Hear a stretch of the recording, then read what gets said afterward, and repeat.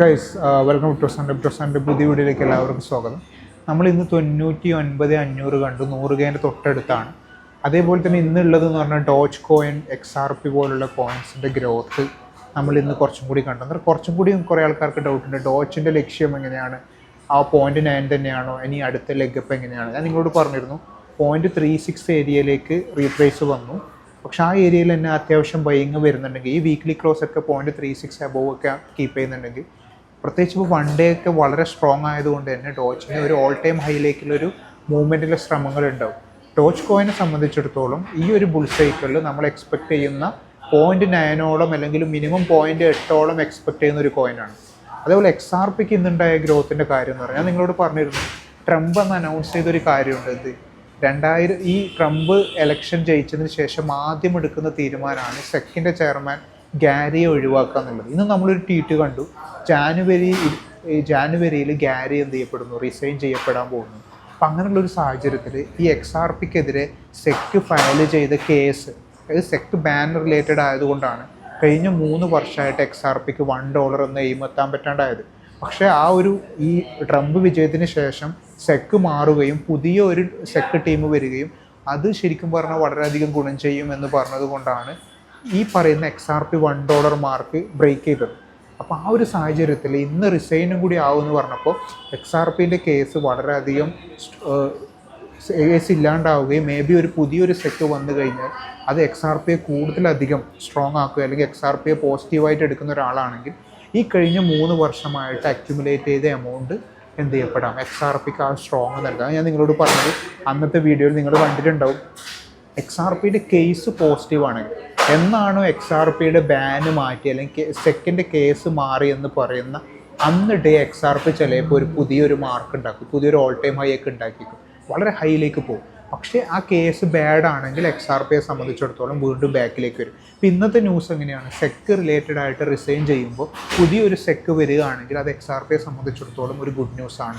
പ്രത്യേകിച്ച് പുതിയൊരു ക്രിപ്റ്റോയെ സപ്പോർട്ട് ചെയ്യുന്ന ഒരു സെക്കാണ് ട്രംപ് വെക്കുക എന്നുള്ളതാണെങ്കിൽ അത് കൂടുതലായിട്ട് എന്ത് ചെയ്യപ്പെടും, XRP ഗുണകരമായ രീതിയിലേക്ക് മാറും എന്നുള്ള ചിന്തയിലാണ് XRPയിലേക്ക് തന്നെ ഫണ്ട് വരുന്നത്. നമ്മളും അത് ശ്രദ്ധിച്ചിട്ടുണ്ടാവും.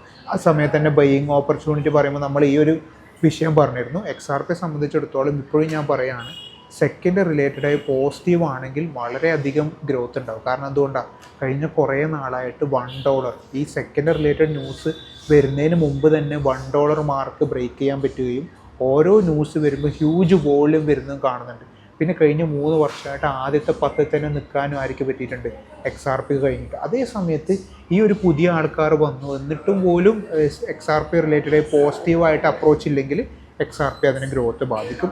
ഡോജിനെ സംബന്ധിച്ചിടത്തോളം ഇലോൺ മാസ്ക് ഇന്ന് ഇപ്പോൾ ട്രംപിൻ്റെ തന്നെ ഈ മിനിസ്ട്രിയിലെ ഏറ്റവും ഒരു ഇമ്പോർട്ടൻറ്റ് ക്യാരക്ടറായ ഒരാളായി മാറുന്ന സ്ഥിതിക്ക് ഡോജിൻ്റെ ഇമ്പോർട്ടൻസ് മൂപ്പർ പേഴ്സണലി ഹോൾഡ് ചെയ്യുന്നതും അതിൻ്റെ സാധ്യതകളും പിന്നെ എന്തും ഡോജ് റിലേറ്റഡ് ആയിട്ട് കണക്ട് ചെയ്യാൻ മൂപ്പർ ശ്രമിക്കുന്നതുകൊണ്ട് തന്നെ ഈ ഒരു ബുൾ സൈക്കിളിൽ ഡോജിന് ചെറിയ ഹൈപ്പ് എന്തായാലും ഉണ്ടാകും, നമ്മൾ പ്രതീക്ഷ കൊടുക്കുക. പിന്നെയുള്ളൊരു വിഷയമാണെന്ന് വെച്ചാൽ നമ്മൾ മനസ്സിൽ കൊടുക്കേണ്ട ഒരു വിഷയമാണ് ഈ പോസ്റ്റ് ഹാൾവിങ് സമയത്തുള്ള റാലിൻ്റെ ഇടയിൽ റീട്രേസ്. 11 ആഴ്ചയ്ക്ക് ശേഷം 2016 ഇത് വന്നതുകൊണ്ട് തന്നെ ഒരു ഡിസംബർ പകുതി തൊട്ട് നമ്മളിത് എക്സ്പെക്റ്റ് ചെയ്യാൻ തുടങ്ങണം. ഈ റീട്രേസിൽ നമ്മൾ ഭയപ്പെടാതെ അവസരങ്ങൾ മുതലാക്കാൻ ശ്രമിക്കണം. നിങ്ങളോട് ഞാൻ പറഞ്ഞു, ബുൾ മാർക്കറ്റ് സ്റ്റാർട്ട് ചെയ്തിട്ട് വെറും 30 ദിവസമേ ആയിട്ടുള്ളൂ. അപ്പം ഈ ഒരു ജൂലൈ അല്ലെങ്കിൽ 2025 ആഗസ്റ്റ് സമയത്താണ് നമ്മൾ അതിൻ്റെ പീക്ക് എക്സ്പെക്റ്റ് ചെയ്യുന്നത്. അപ്പോൾ ആ സമയമാകുമ്പോഴത്തേക്കാണ് നമ്മളൊരു മെയ് ജൂൺ ആ സമയത്താകുമ്പോൾ നമ്മൾ പിൻവാങ്ങുക. അപ്പോൾ അതിനുള്ളിലുള്ള അവസരങ്ങളൊക്കെ നമുക്ക് സാധ്യതകളാണ്. ചില ആൾക്കാർക്ക് എന്താണ്, ചില ആൾട്ടൊക്കെ ഇപ്പോൾ ഡോട്ട് പോലുള്ള പോയിൻറ്റ്സൊക്കെ സ്റ്റിൽ വളരെ ലോ ആണല്ലോ. അത് ആൾട്ടിലേക്ക് മണി വരുന്നതിന് മുമ്പ് BTC സ്റ്റേബിളായി കഴിഞ്ഞാൽ ഉടനടി ആൾട്ടിലേക്ക് മണി വരും. അത് ഓർത്ത് ടെൻഷനൊന്നും വേണ്ട. നമ്മളെപ്പോഴും മനസ്സിലാക്കേണ്ട കാര്യം, വീട് വിറ്റിട്ടോ വലിയ ഇത് വിറ്റിട്ടോ അല്ല നമ്മൾ ക്രിപ്റ്റോയിലേക്ക് വരേണ്ടത്. നമ്മുടെ സൈഡായിട്ട് 1000 രൂപ ഉള്ള ഒരാൾ, അദ്ദേഹത്തിന് മാസം ഒരു 500 രൂപ ചിലവുണ്ടെങ്കിൽ അദ്ദേഹം വിചാരിച്ചാൽ അത് 400 ആക്കാൻ പറ്റും. നമ്മൾ അനാവശ്യമായിട്ട് സിസ്റ്റമാറ്റിക് അല്ലാത്തതുകൊണ്ട് ഒരുപാട് എമൗണ്ട് വേസ്റ്റ് ചെയ്ത് കളയുന്നുണ്ട്. നമ്മൾ അവിടെ നിന്ന് വേണം നമ്മൾ ഒരു എമൗണ്ട് മാറ്റി വെക്കുകയും അനാവശ്യമായിട്ട് സിനിമയ്ക്ക് പോവുക, അനാവശ്യമായിട്ട് ഫുഡ് അടിക്കാൻ പോവുക. ഇവിടെ നിന്ന് ആഴ്ചയിൽ 3-4 വട്ടം സിനിമയ്ക്ക് പോകുന്ന അല്ലെങ്കിൽ ഫുഡ് അടിക്കാൻ പോകുന്ന ഒരാൾ അത് ഒരു വട്ടമായി ചുരുക്കിയാൽ മതി. അതിൽ നിന്ന് ഏകദേശം 10 രൂപ നമുക്ക് ഒരു $100 മാറ്റി വെക്കാൻ പറ്റും. അങ്ങനെ ചെയ്തിട്ട് വേണം നമ്മൾ എന്ത് ചെയ്യുക, ഇൻവെസ്റ്റ്മെൻറ്റിലേക്ക് വരാൻ. അതാണ് ഒരു പെർഫെക്റ്റ് ഇൻവെസ്റ്റ്മെൻറ്റ്. അതിലൂടെ നമുക്ക് നടത്താൻ പോകുന്ന കാര്യം എന്താ, നമ്മുടെ മണി മാനേജ്മെൻറ്റും നടക്കും, നമ്മുടെ ഇൻവെസ്റ്റ്മെൻറ്റ് സെറ്റപ്പും നടക്കും.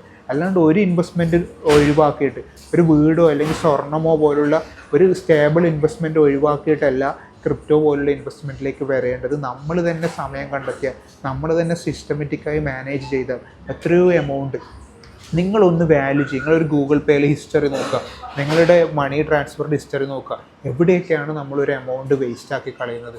അവിടുന്ന് ഒരു പകുതിയെങ്കിലും നമുക്ക് മാറ്റി വെക്കാൻ പറ്റിയാൽ ഓട്ടോമാറ്റിക്കലി നമുക്കൊരു മാസം ഒരു എമൗണ്ട് ഉണ്ടാവും. അത് USDT ആക്കി ഈ പറയുന്ന സ്പെഷ്യൽ കോയിനിലേക്ക് മാറ്റുക. അല്ലെങ്കിൽ ആദ്യം തന്നെ നിങ്ങൾ USDT ബൈ ചെയ്ത ഒരാളാണെങ്കിൽ നിങ്ങൾ എന്ത് ചെയ്യുക, ഉദാഹരണത്തിന് നിങ്ങൾ ഇപ്പം തന്നെ $100 ബൈ ചെയ്തു പോയി. അങ്ങനെയുള്ള ഒരാൾ അടുത്ത മാസത്തെ $100 വേർത്ത് വരുന്ന ചിലവ് ചുരുക്കൾ പ്ലാൻ ചെയ്യുക.